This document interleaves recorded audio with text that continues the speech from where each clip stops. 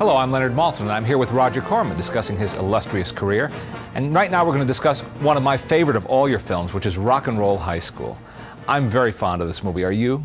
Yes, Rock and Roll High School is one of my favorites also. It's a hip, funny picture with great music by the Ramones. I'm trying to think, did you ever make any other musicals? I've done a couple of semi-musicals. I remember when rock and roll music was first coming up, I did a picture called Rock All Night. Ah, that's right. And I think a couple of others. But this was an example of where one of my employees did what I tell them to do, which is when I'm wrong, say, Roger, you are wrong.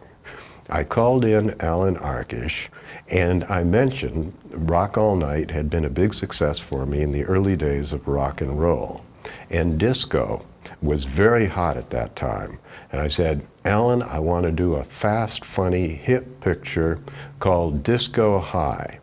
And Alan said, Roger, it can't be hip if it's disco. It's got to be Rock and Roll High School. And I said, Alan, you are of an age to know that. I am not.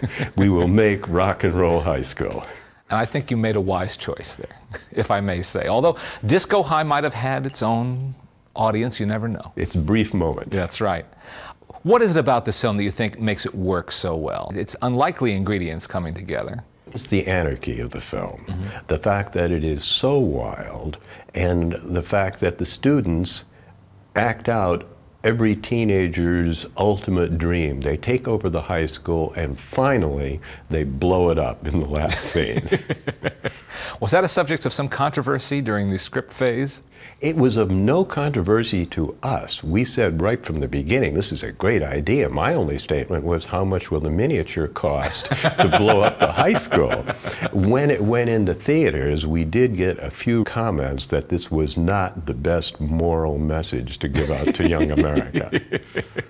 Fortunately, I don't know of any reports of anyone taking it that seriously. And of course, there's a fascinating cast in this movie because there's a lot of talented people. P.J. Soles is a wonderful, wonderful lead for this film. P.J. was great in it. She was like the film itself. She was fast, funny, she was good looking. I don't know if the film was good looking, but she really was wonderful in the film. And Alan Arkish directed that. I think that was Alan's first film. He had co-directed something with Joe Dante. Yes, for solo credit, I believe. And he did a great job working with P.J. and with the Ramones. And then there's Paul Bartel and Mary Warnov in, I think, her greatest role. Yes, Mary was Miss Togar, Miss Togar, yes. The evil principal of the school. A name you can't easily forget. Right. It's been years since I saw it the first time, and that name has always rung in my mind. Do you have a favorite scene? I love the paper airplane. The paper airplane has always appealed to me. I like the paper airplane scene. There were a couple of scenes with some hall guards that I don't even remember that were very, very funny. And then, of course, the huge climax where everything goes wrong at the school. People talk about remakes and sequels, and you did do Rock and Roll High forever, many, many years later. But have you found in your experience that you can't capture lightning in a bottle? Can you make magic happen twice? Sometimes you can, as when Ron Howard did Grand Theft Auto, he did just as good a picture as Eat My Dust. However, we had some of the same ingredients, the same director, a number of things. When we did Rock and Roll High Forever, it was a good film, but it didn't come together with the energy of the original Rock and Roll High School. And that was an example of trying our best to equal a previous success and not quite being able to do it.